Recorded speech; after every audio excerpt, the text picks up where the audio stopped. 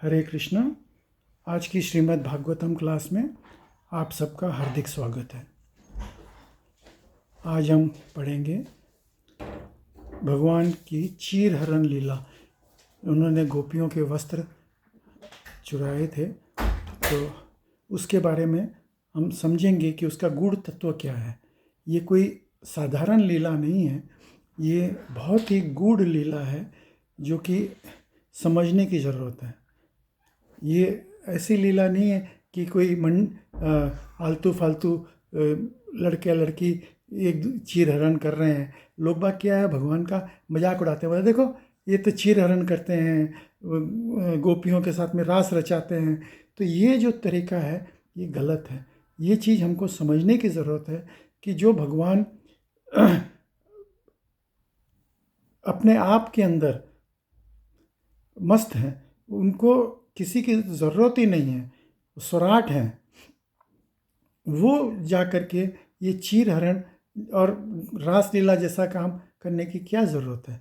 तो ये वो जो कर रहे हैं, उस लीला का महत्व और उस लीला को ठीक से समझने की ज़रूरत है।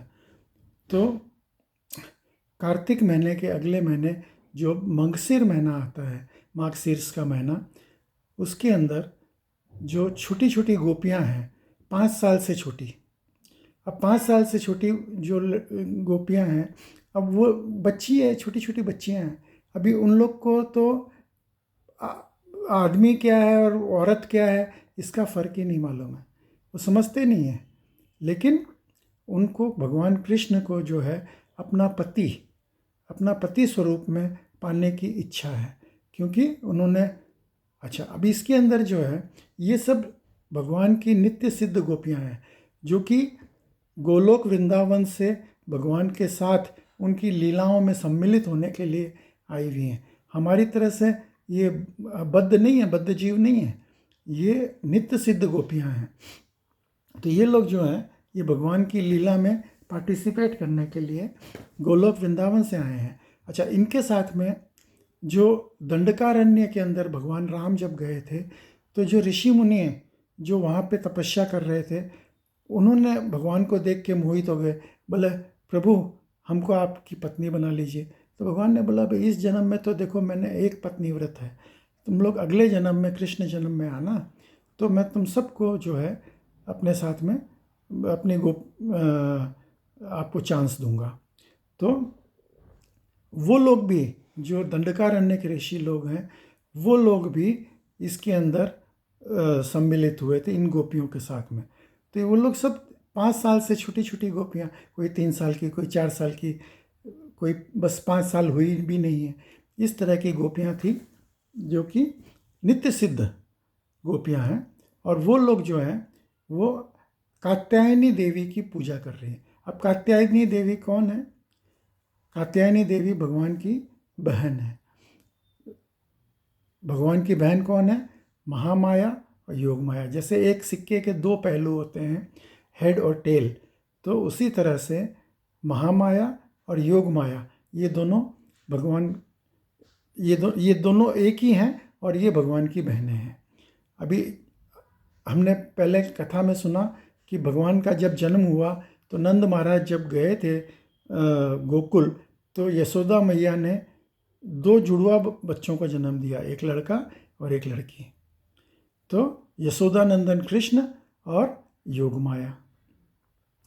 और वसुदेव जी ने क्या किया, उस लड़के जो अपने यशोदा देवकी नंदन कृष्ण को जो है, उसने यशोदा नंदन कृष्ण के बगल में सुलाया और दोनों मिलके एक हो गए। और वो योग माया को उठा करके वो ले गए कंस के कारागार में। तो योग माया जो है वही महामाया है और वही भगवान की बहन है। तो ये जो गोपियां हैं, ये लोग महामाया की, योग माया की पूजा करती हैं। तो ये लोग क्या करती हैं, यमुना जी से मिट्टी निकालती हैं और रोज़ ताज़ा वो उनकी कात्यायनी देवी एक मदरली फिगर है, जो कि इसी योग माया या महामाया की स्वरूप है। तो अभी मदरली फिगर है और छोटी छोटी गोपियां हैं। बोला, भाई माँ तो जो है हम बच्चों को कुछ भी आशीर्वाद दे सकती है, तो वो उनकी पूजा करती हैं। उनकी पूजा करके और वो कृष्ण को अपने पति के रूप में पाना चाहती हैं। तो इस तरह से अब वो लोग रोज़ जमुना जी की मिट्टी निकालती हैं और उसकी ताज़ा जो है मूर्ति बनाती है। अब मूर्ति बना करके उसका अभिषेक करती है यमुना जल से। अब आप सोचो कि यमुना जल की ताज़ा मिट्टी से जो बनाई हुई मूर्ति है, जब उसका अभिषेक करेंगे तो वो भी पूरी वापस बह करके यमुना जी में चली जाएगी। तो हर रोज़ वो नई मूर्ति बनाती है। जैसे हम लोग ये बॉम्बे में आप लोगों ने देखा होगा कि गणपति विसर्जन होता है, गणपति पूजा होती है, और फिर 14वें दिन गणपति विसर्जन होता है, या कोई 1.5 दिन का गणपति लाते हैं, कोई 5 दिन का लाते हैं, इस तरह से। तो फिर उसके बाद में उसका विसर्जन समुद्र में या तालाब में या नदी में किया जाता है। तो ये जो है, ये तो डेली ये लोग मूर्ति बना रही हैं और डेली विसर्जन कर रही है, और कितनी पूजा कर रही हैं। अच्छा, फिर यहाँ पे भागवत में क्या बताया है, ये बताया गया है कि वो लोग 1 महीने का व्रत रखती हैं, जो गोपियाँ हैं। 1 महीने का व्रत में क्या खाते हैं? खिचड़ी। अब खिचड़ी भी बिना मसालेदार। तो अब आप सोचिए, जो बिना मसालेदार खिचड़ी खाते हैं उनके मन में कोई विकार कैसे हो सकता है? और छोटी छोटी बच्चियां हैं। तो ये जो कात्यायनी व्रत है, ये बहुत ही पवित्र है और बहुत ही अच्छा। अब आप सोचिए, इस कथा को सुना कौन रहे हैं? इस कथा को सुना रहे हैं सुखदेव गोस्वामी, जिनकी कैपेसिटी क्या है? 7 दिन 7 रात तक कंटिन्यूसली सुना सकते हैं। और सुन कौन रहे हैं? मरणासन परीक्षित महाराज। अब परीक्षित महाराज की कैपेसिटी क्या है? 7 दिन 7 रात तक वो कंटिन्यू सुन सकते हैं। तो जो लोग इस लेवल पे हैं और जो लोग इस तरह की कथा सुन रहे हैं और 4 दिन कथा 5 दिन कथा सुन चुके हैं, 5वें दिन के अंत में ये चीरहरण लीला की कथा आती है। तो जो लोग इतनी गूढ़ कथा सब सुन चुके हैं 4 दिन तक 5 दिन तक, उनको ये मंडेन कथा सुनने में क्या मज़ा आएगा?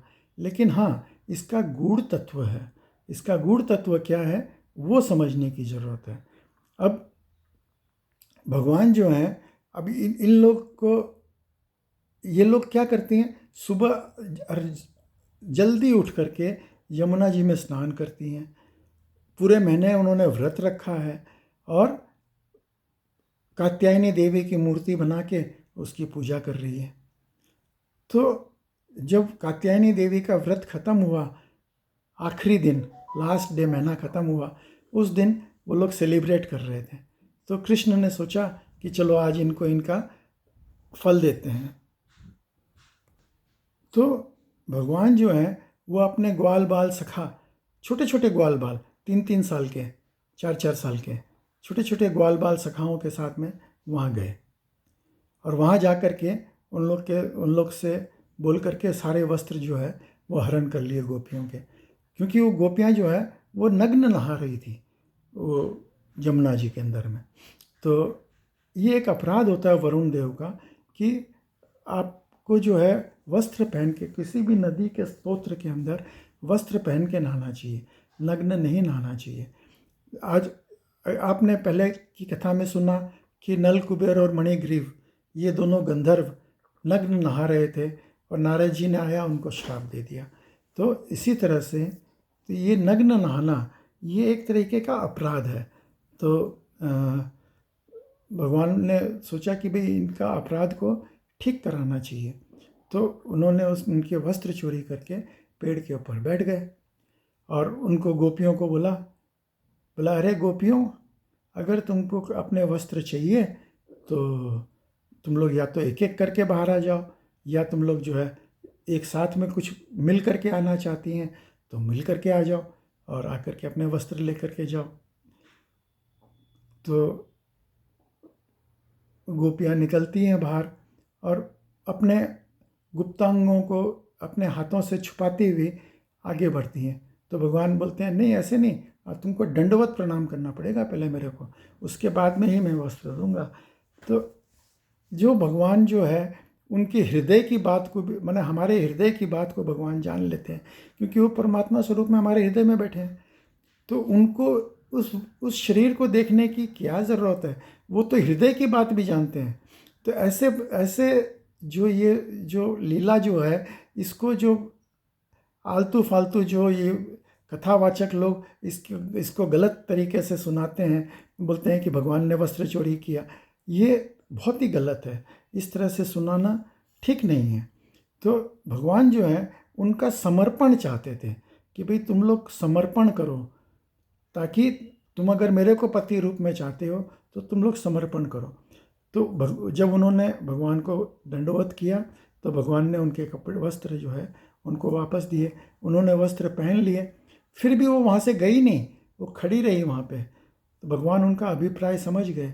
भगवान ने बोला बहुत जल्दी मैं तुम लोगों को अवसर दूंगा मेरे साथ में महारास में सम्मिलित होने के लिए, और जब मैं बुलाऊंगा तब तुम लोग आ जाना। तो इस तरह से भगवान ने उनको उनका फल दिया और उनको ये शिक्षा भी दी कि भाई वरुण देव का अपमान होता है आप लोग अगर बहती हुई नदी में बिना कपड़े के स्नान करते हो तो, और तुम लोग इतना कात्यायनी व्रत कर रहे हो, पूजा कर रहे हो मेरे को पाने के लिए, तो मैं तो तुमको मिलूंगा ही। अभी तुमको जो है महारास के अंदर मैं आमंत्रित करूंगा, तब तुम लोग सम्मिलित हो जाना। तो इस तरीके से ये लीला जो है ये बहुत ही गूढ़ लीला है, और इसको समझने के लिए अब ये जो जो जो कथावाचक लोग जो तथाकथित कथावाचक लोग जो हैं, वो लोग जो इस तरह से बोलते हैं वो बहुत गलत बोलते हैं। इस तरह से बोलना ठीक नहीं है भगवान के लिए। भगवान के तत्व को जानने के लिए, यो वेति तत्वतः, भगवान को तत्वतः जानने के लिए बहुत ज़रूरी है कि वो क्या कर रहे हैं, क्या क्रम कर रहे हैं, किस तरीके से कर रहे हैं, उसको समझें। और ये हम गुरु के आश्रय में जा कर के ही हम समझ सकते हैं। अब जैसे ये गोपियां हैं, उनको भगवान ने बोला सरेंडर करो। अब भगवान गुरु हैं, जगत गुरु, मैंने सबके जितने भी परंपरा हैं वो सब भगवान से शुरू हुई है। तो हमको गुरु के पास जा कर के ये नहीं करना चाहिए कि हम अपने अवगुणों को छिपाएं। कि अरे गुरुजी ने पूछा 16 माला किया क्या? बोला नहीं नहीं नहीं गुरुदेव, हाँ कर लिया, किया नहीं है लेकिन हाँ किया, मैं तो ये भी कर रहा हूँ, मैं तो वो भी कर रहा हूँ। नहीं, साफ साफ बोलो, बोला गुरु महाराज मेरे से नहीं हो रहा है, मैं तकलीफ़ में हूँ, आप चाहे मेरे को रिजेक्ट कर दो लेकिन मैं आपसे झूठ नहीं बोलूँगा। तो आप उनसे सत्य बता करके अपने अवगुणों का आप उनसे बताओगे, तब वो आपके अवगुणों को हरेंगे। तो इसी तरह से भगवान जो है उन गोपियों से सरेंडर करवा करके उनसे उनके अवगुण को दूर कर रहे थे। तो ये जो है ये इसका गूढ़ तत्व है कि चीर हरण करके क्या हो। अब वहीं पे चीर घाट के पास में कालीदह है। अभी काली मर्दन की कथा हमने आपको सुनाई। तो कालीदह से जब भगवान बाहर निकले तो वहाँ पे अद्वैताचार्य का अद्वैताचार्य नहीं, ये सनातन गोस्वामी का मदन मोहन मंदिर था। तो वहाँ पे उस टिले के ऊपर, उसको बोलते हैं द्वादश आदित्य टिल, उस टिल के ऊपर भगवान खड़े हो गए और उनको ठंड लगी बहुत ज़ोर से, क्योंकि वो इतनी देर तक यमुना जी के अंदर ठंड में रहे, तो भगवान लीला कर रहे हैं, उनको ठंड लगी बहुत ज़ोर से। तो ठंड लगी तो 12 सूर्य एक साथ में, द्वादश आदित्य, अब जब जैसे अलग अलग ऋतु के अलग अलग सूर्य होते हैं, तो वो लोग 12 के 12 सूर्य एक साथ में उदय होकर के भगवान को तपिश दिए। तो उस टिले को बोलते हैं द्वादश आदित्य टिल, जहाँ पे भगवान खड़े होकर के वो सूर्य की तपन, जब अपनी ठंड वो लीला कर रहे हैं भगवान कि मेरे को ठंड लग रही है और सूर्य जो है प्रकट होकर के हमको गर्माहट दे रहे हैं। तो ये इस तरह की भगवान की सब लीलाएं हैं, हम लोगों को लुभाने के लिए, हम लोगों को दिखाने के लिए। ये जैसे हम लोग कोई ड्रामा देखते हैं, ट्रेलर देखते हैं, पिक्चर देखने जाते हैं तो अगले पिक्चर का ट्रेलर दिखाते हैं। तो ट्रेलर देख करके क्या होता है, हमारा मन करता है अरे हम ये पिक्चर देखेंगे, ये अच्छी लग रही है। तो इस तरह से भगवान जो है अपनी जो लीलाओं का प्रदर्शन, ये ट्रेलर यहाँ पे जब आते हैं तो भक्तों को अपना ट्रेलर दिखाते हैं कि भाई तुम जब गोलोक वृंदावन में मेरे धाम में आओगे तो मेरे साथ में ये सारी लीलाएं तुमको करने को मिलेगी, मेरे साथ में रहोगे, ये सब लीलाएं देखोगे। तो ये जो है, ये इसका गूढ़ तत्व, गूढ़ रहस्य है कि भगवान ये सब लीलाएं क्यों करते हैं। तो आज की भागवतम क्लास में आप सब सम्मिलित हुए, उसके लिए बहुत बहुत धन्यवाद। अब कल हम सुनेंगे कि जो मथुरा के जो ब्राह्मण थे, उसके ब्राह्मण पत्नियों का भगवान ने कैसे उद्धार किया, और रासलीला के बारे में और गोवर्धन के बारे में। ये सब लीलाएं अभी आगे आएगी, ये हम आगे श्रवण करेंगे। तो हरे कृष्णा।